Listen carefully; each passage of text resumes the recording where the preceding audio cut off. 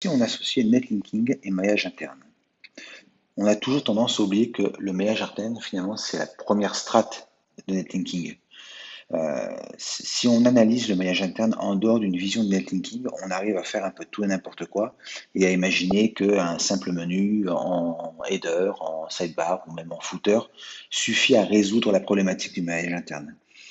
Si on analyse le maillage interne comme une stratégie netlinking, cela change du tout au tout. Et c'est bien l'objectif qu'on doit mettre en place aujourd'hui. On doit coordonner les efforts du netlinking avec les efforts du maillage interne. Dans le sens où on sait très bien aujourd'hui que sur une page, on ne pourra pas envoyer une quantité illimitée de liens. On est toujours un peu limité par finalement la moyenne globale des concurrents sur la même SERP.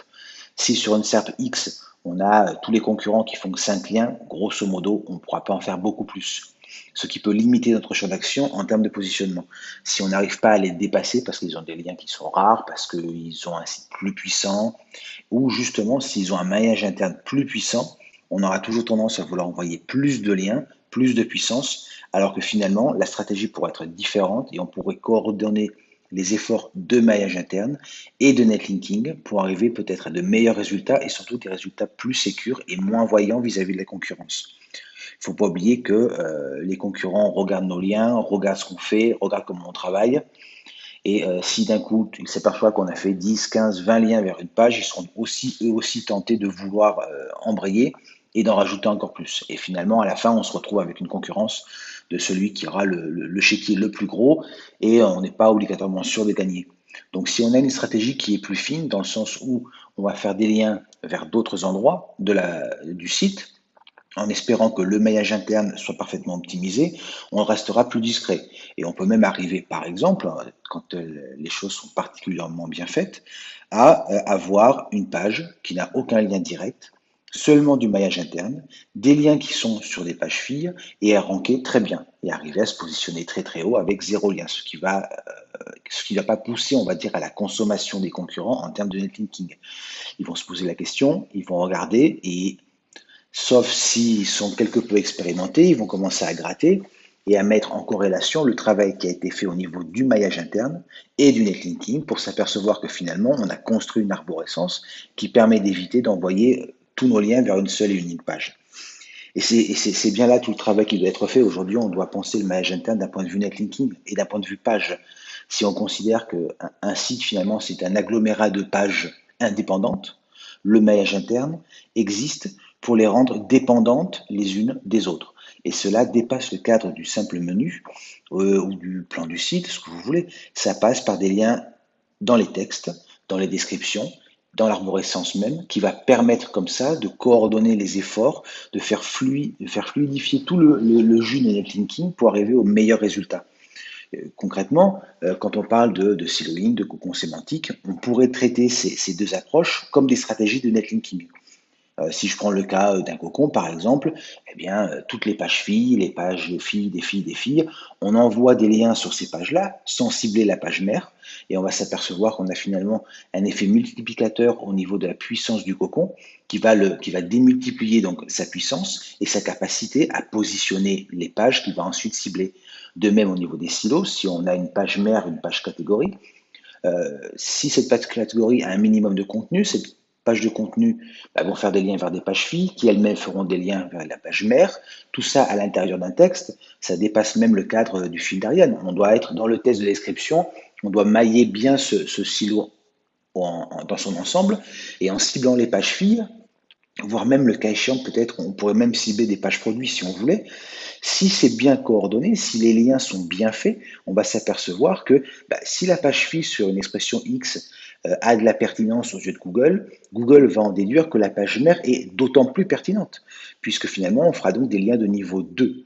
Et c'est ce vers quoi je voulais arriver, c'est qu'aujourd'hui on a toujours tendance à parler de liens de niveau 1, le lien on va dire classique, et sur lesquels on va mettre des liens de niveau 2, et on peut même lire sur certains blogs parler de liens de niveau 3. Mais si déjà, dans un premier temps, on parlait de liens de niveau 1 en termes de maillage interne, on pourrait résoudre énormément de problématiques liées au site. Parce que dessus ces liens de niveau 1, les liens externes deviennent des liens de niveau 2 qui vont démultiplier finalement la puissance du site si tout est bien organisé. Et c'est bien là qu'il va falloir travailler.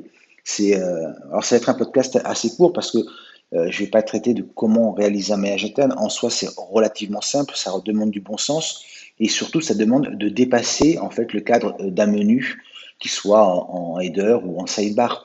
C'est le menu au milieu dans le texte. Vous avez un texte d'une page mère.